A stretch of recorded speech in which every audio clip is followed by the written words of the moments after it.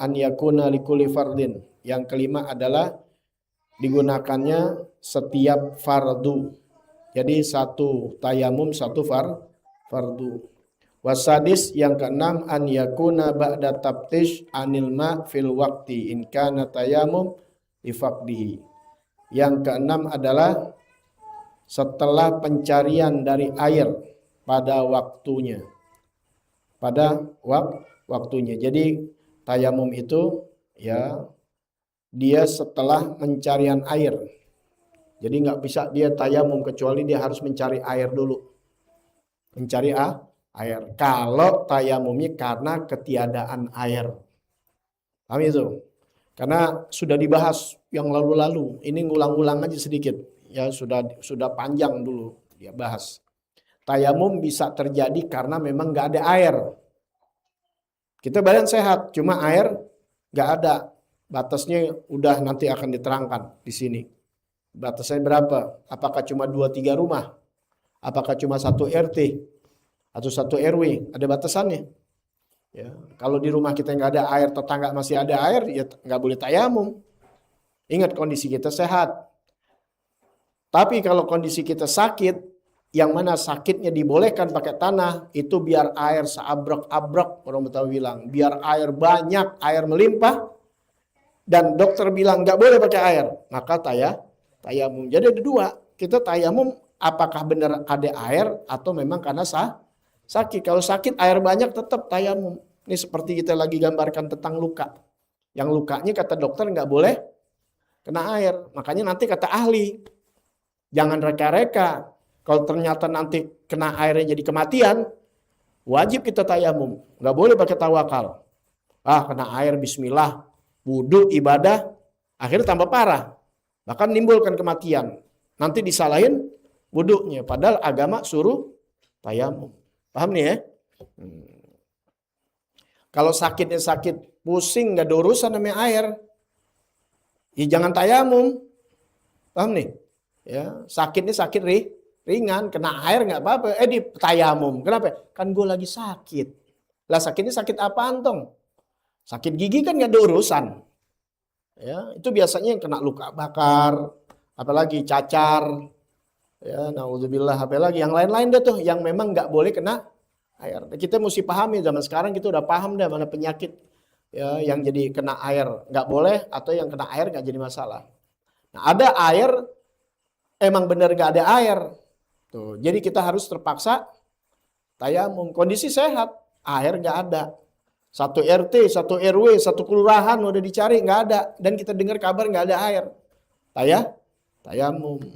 Nah, di sini tuh setelah pencarian, kalau kita memang tayamumnya karena tidak ada air. Kalau nggak ada air, nyari dulu. Jangan ujuk-ujuk, jangan tiba-tiba dia main tayamum aja, nggak boleh. Ya, harusnya nyari dulu. Tuh. Sekarang hukmul jari, hukum luka. Bagaimana kalau hukum luka? Kalau air kita tayamum nggak ada luka, biasa aja tayamum gitu, kondisinya nggak ada luka, paham gitu udah. Kan memang tayamum cuma apa? Muka dan tangan. Itu mesti dipahami ya, karena ini udah berskala, maksudnya udah berjalan dari awal. Tak tak tak tak tak tak tak. Tuh, fikih begitu, nggak boleh kita ngaji ntar ngilang, ada ngilang. Kalau fikih nih nggak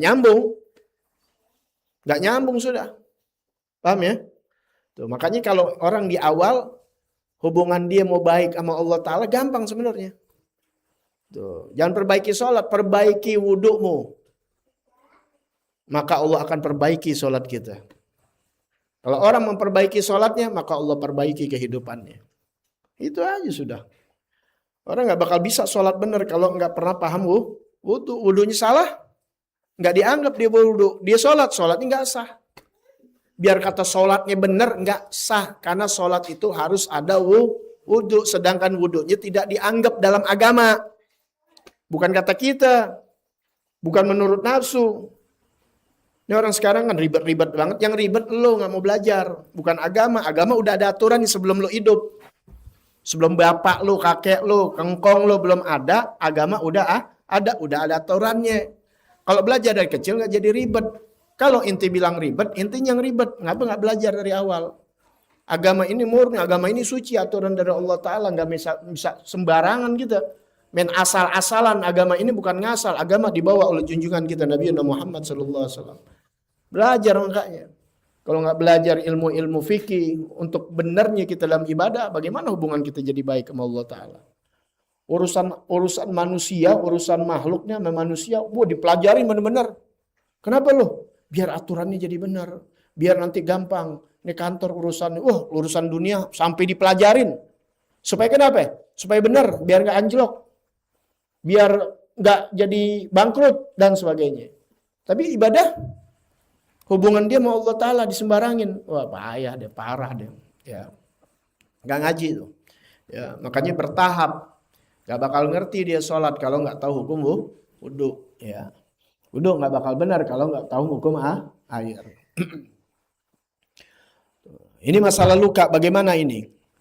Hukmul jarih, hukum luka, man kanat fi badanihi.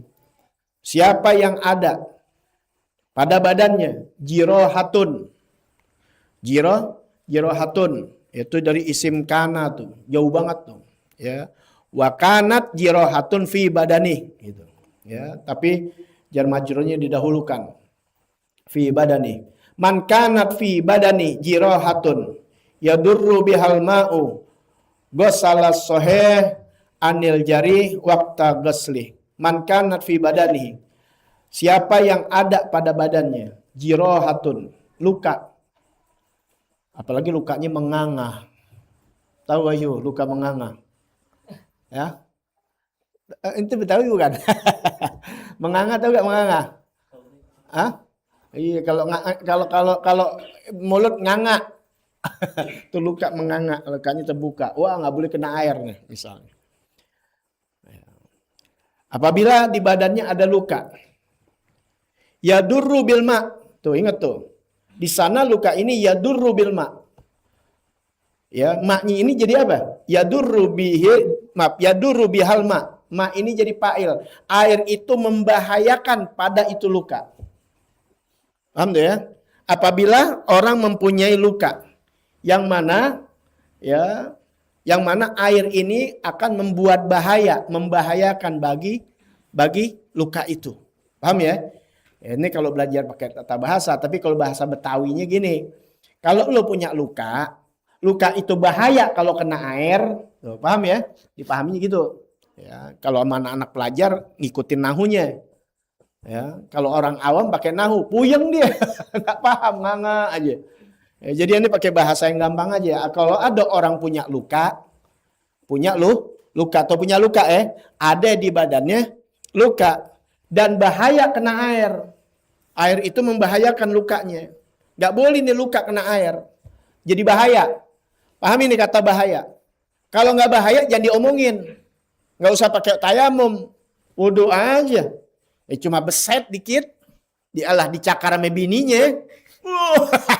Ketahuan orang tukang nipu. Ketahuan di HP-nya ada gambar perempuan. Sama bini kagak pakai ngomong, pakai nggak rosek aja, mencakar aja. Kan berdarah tuh baret. Kena air boleh nggak? Kagak apa-apa ya, peri-peri dikit. Nggak usah tayamum. Ingat tuh ya, bahaya gak? Nggak bahaya, nggak usah tayamum. Di sini orang yang luka itu membahayakan. Tuh bukan lukanya membahayakan, maksud air itu membahayakan akan lukanya. Jadi kalau kena air, lukanya jadi makin parah. Semakin menganga. Dan yang lainnya. Paham ya? Nah. Bahaya, kalau nggak bahaya, nggak usah diomongin. Makanya di sini hukum luka, mana di badannya ada luka, air itu bahaya buat luka tersebut. Gimana? Dia berwudu. Langsung tayamum. Enggak, tetap diwudu kan. Dia wudu. Ketika wudu, di mana yang tempat dia wudu ada luka. Maka air ini bahaya buat luka. Ghasala soheh. Basuh aja yang soheh. Soheh artinya apa soh? Yang sehat. Yang tidak kena luka.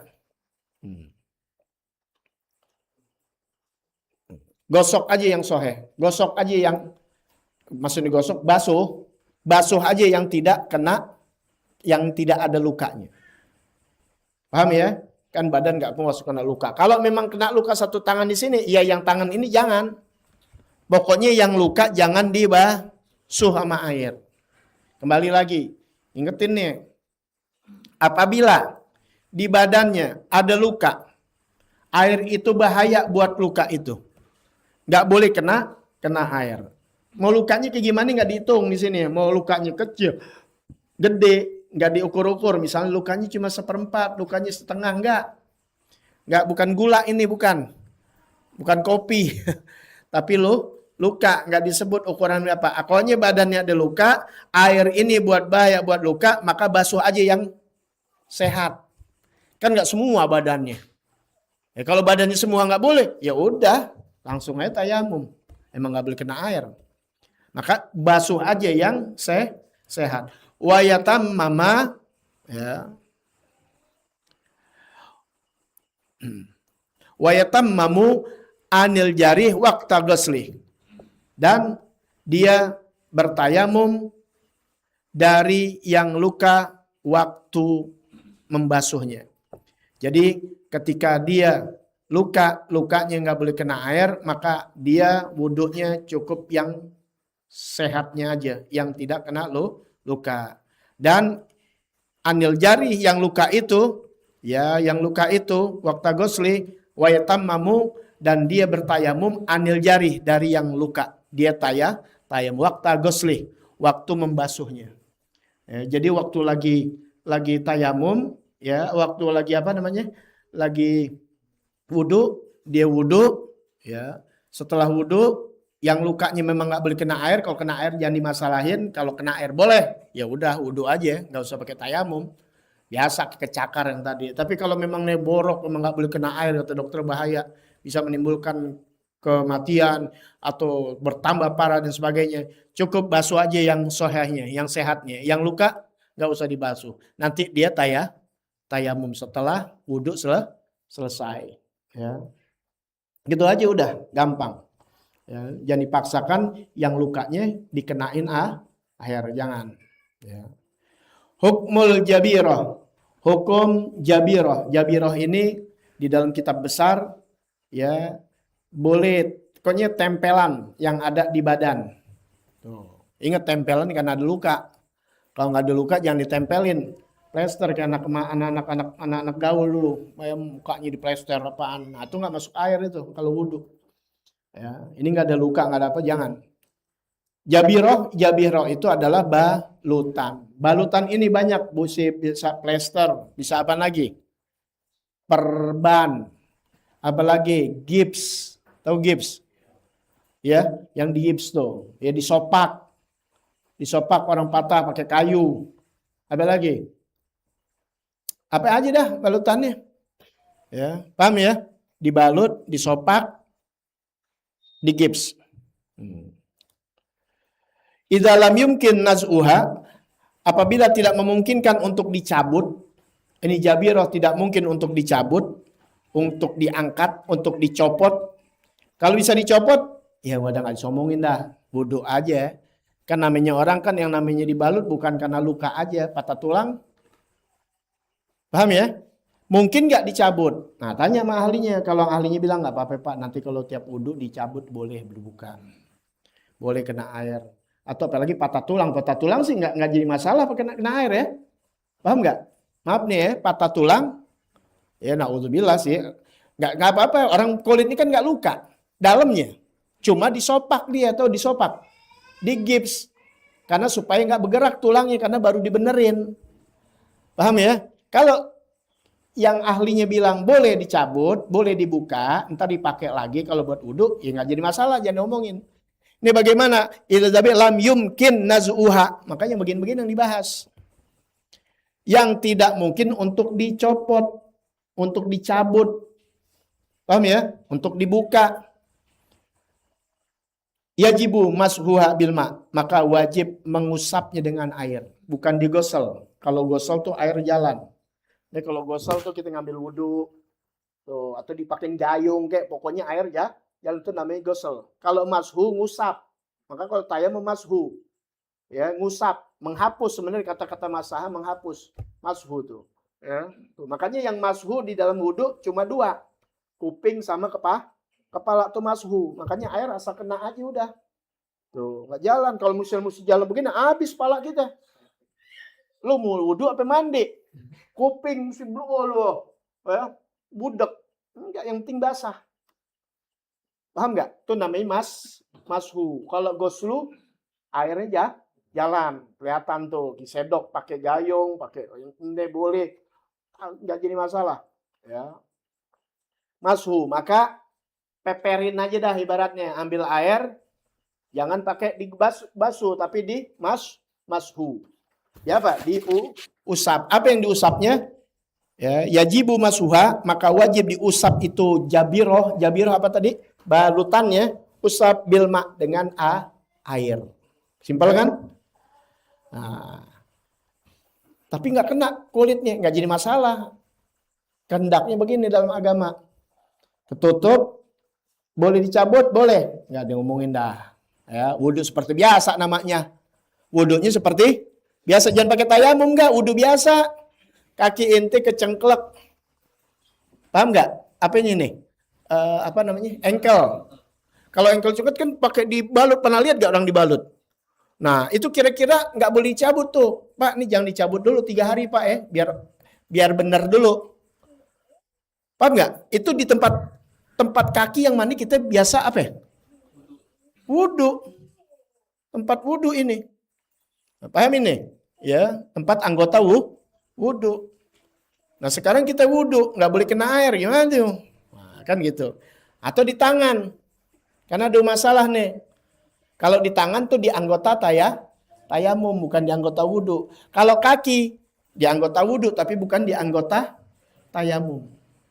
Karena ada 2 permasalahan. Baik. Dan tayamum, ya, amma tahtaha. Adapun apa yang di bawahnya. Artinya setelah itu dia tayamum. Ya, paham tuh? Ya, dia wudhu, setelah wudhu, di mana yang ada luka. Bukan luka, yang luka udah tadi dibahas. Apa namanya? Ada gipsnya diapain? Diusap aja. Setelah itu dia tayamum. Wa qada'u shalah, dan dia mengkodok itu sholat. Nanti kalau udah dicabut gipsnya, dia mengkodok sholatnya dia. Karena dia belum sempurna. Ingat nih, dikodok sholatnya jika wudiat ala ghairu tuhrin. Jika diletakkannya itu gipsnya itu ketika tidak ada kesucian. Paham ya? Kan ada orang mau digips, dia wudhu dulu. Dia wudhu. Artinya nggak ada hadas, baru dibalut. Ada orang langsung dibalut. Nggak ada wudhu tuh. Ghairu tuhrin. Tidak ada kesucian, nggak ada hadas kecil, apalagi hadas besar. Ya, dia nggak ada wudhu deh, bahasanya begitu aja. Kalau Betawi bilang nggak ada wudhu. Jika diletakkan yang nggak ada wudhu, dia nanti kodok sholatnya. Tuh, kan tadi in wudiat ala ghair tuhrin wa qada'u sholah. Tadi kan permasalahan udah wudhu, tadi yang luka, kemudian dia tayamum setelahnya. Basuh aja yang sehat, yang lukanya jangan dibasuh. Ya, karena bahaya, nggak boleh kena, yang sehatnya aja. Kemudian dia tayamum yang luka, ya, waktu membasuhnya. Kemudian hukum yang kedua yaitu balutan. Kalau balutan, ya, yang tidak mungkin dicabut, kalau dicabut ya wudhu seperti biasa. Tapi kalau nggak mungkin dicabut, maka wajib dia mengusapnya, ya, balutan itu dengan air, diusap, bukan dibasuh. Udah dijelaskan. Dan setelah itu dia tayamum. Dan tambah lagi, dia mesti kodok itu sholat jika diletakkannya balutan itu ketika dia nggak punya wudhu. Kalau punya wudhu, nggak usah. Ya, kodok sholat. Ya, karena nambah nih ada kodok sholat. Atau kanat fi a'dha'i tayamum. Atau ada pada anggota tayamum. Kalau luka itu ada di anggota tayamum yang mana aja? Muka, sama tangan. Kalau luka itu ada di situ, bukan luka namanya, jabiroh, balutan. Tahu gak balutan? Ya, ada di tempat yang mana anggota tayamum, maka wajib atau kodok kodok sholat. Ya, setelah nanti dibuka dia kodok sholatnya. Kalau adanya bukan di anggota tayamum seperti di kaki, maka tidak ada kodok sholat. Hukmu man lam yajid ma'an wala turaban. Nanti dibahas. Hukum apabila tidak ada air, tidak ada tanah. Ya, maka tetap hukumnya sholat. Bagaimana orang nggak ada air dan tanah? Ya kayak orang di penjara. Kalau penjara biasa begini, bukan penjara perang. Ya, pasti ada waktunya keluar, boleh ini. Tapi kalau penjahat film zaman perang, diseksa, nggak dikasih air, nggak ini. Pokoknya udah dalam keadaan pakaian najis. Mungkin compang-camping, kelihatan auratnya. Itu kan syarat-syarat sholat. Gimana? Tetap sholat. Waktunya sholat. Begitu pentingnya sholat. Paham ya? Begitu sholat tetap. Ya. Inti dalam mobil, wudhu lagi nggak ada. Dalam keadaan mungkin ada najis. Nggak bergerak. Mau keluar nggak mungkin. Ya. Tetap waktunya sholat. Nanti namanya hurmatul waqt. Kita sholat menghormatin waktu. Takutnya waktu kematian kita nggak pernah tahu. Tuh, untuk menjaga. Belum sampai kita sampai rumah, taunya kematian datang. Paham ya? Gitu. Ini kan kadang-kadang ada yang sesuatu yang nggak diduga-duga. Kalau setiap hari jangan. Pulang apa? Maghrib di jalanan nggak sempat sampai rumah isya jadi kodok. Lah jangan itu tiap hari begitu, sholat aja dulu bentaran maghrib. Mau jalan bentaran maghrib. Tapi kalau nggak bisa di jalanan. Ini suatu kondisi yang nggak biasa-biasanya jalan sebelum maghrib. Pas di jalanan macet yang kita nggak bisa keluar. Paham nggak tuh? Nah, udah, ya terpaksa akhirnya kalau macet nggak jalan itu sholat hurmadal waqt namanya. Nanti akan belajar ya menghormati waktu. Nanti sampai rumah dia kodok sholatnya. Jadi itu begitu pentingnya sholat, tapi semuanya dipelajarin. Nggak sembarangan juga ya, bukan pakai nafsu, tapi semuanya dijalankan dengan pakai ilmu. Wallahu a'lam bishawab. Rabbi zidni ilma warzuqni fahma. Ya Rasulullah salamun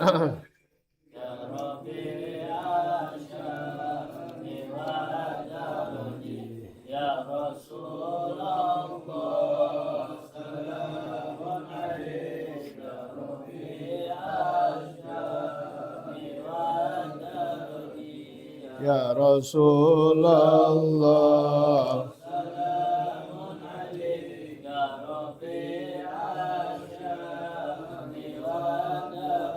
Allahumma salli wa sallim. Ya, nubzatu sallallahu alaihi wasallam. Nubzah sekilas, sekelumit. Nubzatun min ahlakihi sallallahu alaihi wasallam. Sekelumit dari akhlak baginda Nabi besar Muhammad sallallahu alaihi wasallam. Sampai yang bagian 2, yang kedua di alinea yang kedua juga. Sampai yang mengingat Sayyidina Khadijah, Sayyidatina Khadijah radhiyallahu anha. Nah, beliau saking cinta Siti Khadijah dan mengingat teman-temannya juga, sampai beliau kalau menyembelih kambing dia bagikan kepada teman-temannya Siti Khadijah radhiyallahu anha. Tuh lihat ya, apalagi bininya. Ya, teman-temannya baik karena ingat siapa ya? Ingat dengan Siti Khadijah radhiyallahu anha. Idza dzabaha syah gasama lahmaha ala sadiqatiha. Apabila beliau Rasulullah sallallahu alaihi wasallam menyembelih kambing, menyembelih domba, beliau membagikan dagingnya itu kepada teman-temannya Siti Khadijah. Wa idza ata bihadiyatin, apabila datang hadiah kepada beliau, qala, beliau mengatakan idhabu biha ila baiti fulanah fa innaha kanat sadiqatan li Khadijah radhiyallahu anha. Beliau mengatakan, pergilah kamu ya dengan hadiah ini. Beliau tuh dapat hadiah, ya, datang hadiah, beliau bagi lagi tuh. Ya. Kepada siapa? Yang beliau katakan, pergi kalian dengan ini hadiah ila baiti fulanah, kepada rumah si fulanah, seorang perempuan, kasih fulanah. Fa innaha, karena beliau ini sesungguhnya fulanah ini kanat sadiqatan li Khadijah, karena dia adalah dulu teman karibnya, sohibnya, ya, sohib kentalnya dia, temannya daripada istriku yang bernama Khadijah tuh. Ya, karena mengingat apa? Mengingat akan kebaikan Siti Khadijah radhiyallahu anha, dan itu juga dapat membahagiakan daripada istrinya Siti Khadijah. Jadi kita membahagiakan orang yang dekat. Misalnya kita punya istri nih, dia punya bapak, dia punya teman aja, kita bahagiakan sama aja kita membahagiakan istri kita. Paham ya? Makanya kata ada ukapan abnaul ustad, anaknya ustad, anaknya guru. Karena kita membahagiakan anaknya sama kita membahagiakan gurunya. Kita bahagiakan cucunya sama kita membahagiakan kakeknya. Begitulah orang-orang jalanin tuh bagaimana kepada cucu baginda Nabi besar Muhammad, ya, yang mulai banyak rongrongan dan sebagainya, ya. Nah, begitulah kita, ya, diajarkan oleh baginda Nabi besar Muhammad sallallahu alaihi wasallam. Istri yang zaman sekarang udah mulai hilang gitu-gituan. Jangankan kepada teman-teman istri kita. Ami istri sendiri kezaliman yang berjalan, kepada istri sendiri pengkhianatan yang berjalan. Ya. Wa idza faqada rajul min ashabihi salasata ayyam sa'ala anhu. Beliau baginda Nabi besar Muhammad sallallahu alaihi wasallam, apabila faqada rajul, enggak ada, ya, faqda tuh ketiadaan seorang laki-laki min ashabi dari sahabatnya, lagi enggak ada nih, ya. Salasata ayyam, 3 hari. 3 hari enggak ada. Kalau kita mau bilang 3 hari enggak ada, bingung. Lah seminggu aja belum tentu hadir. Sebulan aja belum tentu hadir. Kalau sebulan ente ketemu aneh sebulan sekali. Paham ya? Gimana mau nanyain ente 3 hari? Paham ini bahasanya nih. Ini Nabi nih. Artinya apa? Sahabat tiap hari ketemu Nabi Muhammad SAW. Begitu orang kalau mau belajar. Kalau bisa tiap hari. Jadi 3 hari ente nggak ada, aneh nanyain ente. Ini Nabi begini sama sahabatnya. Kalau kita mau nanyain gimana sama dia? Nanti temunya sebulan sekali ngajinya. Itu yang sebulan sekali. Gimana yang nggak sebulan, yang lebih dari itu setahun sekali ketemu? Ntar alasan deh, gue nggak ditanya-tanya kabar, lo kagak pernah kelihatan. Ya, emang guru salah mulu dah. Apalagi zaman sekarang. Ya, ini biar kita tahu akhlak Nabi Muhammad SAW. Apabila dari sahabatnya nggak nampak selama 3 hari, sa'alanhu, Nabi nanyain, bukan fudul, bukan, saking cintanya, saking sayangnya, saking perhatiannya. Kalau murid sekarang ditanyain begitu, urusan apa sih Ustaz tuh? Mau tahu aja urusan orang, tanyain lu sakit apa kagak. Paham ya? Itu begitu orang dulu, Masya Allah. Sekarang gampang banget kesinggungannya. Ya, terjadi perang-perang yang ada apa itu dari dulu. Ya. Karena saudara sendiri, wah, zaman-zaman serem. Wa in kana fa in kana ghaiban. Apabila enggak ada gaib da'alahu. Ya. Dan dipanggil dia, Nabi jenguk, bisa juga Nabi doakan. Wa in kana syahidan. Kalau memang syahidan ada, zarahu, Nabi ziarahin, Nabi datengin. Kalau nggak ada, Nabi doakan. Ya, bisa di sini Nabi doakan. Ya. Kalau ada, Nabi ziarahin, Nabi datengin. Begitu. Ya. Ya, kalau zaman sekarang serem, kita mau ziarah tuh ziarah berkunjung ya, bukan ziarah tuh untuk orang mati. Ini karena salah pengertian. Lu mau kemana lu? Mau ziarah mau orang tua gue. Innalillahi wa inna ilaihi raji'un. Kapan bapak lu mati? Itu begitu. Paham nggak? Coba nih yang dipakai. Ente mau kemana nih? Mau ziarah ke guru aneh. Wah, kapan meninggal tuh Habib? Gitu. Karena pengertian ziarah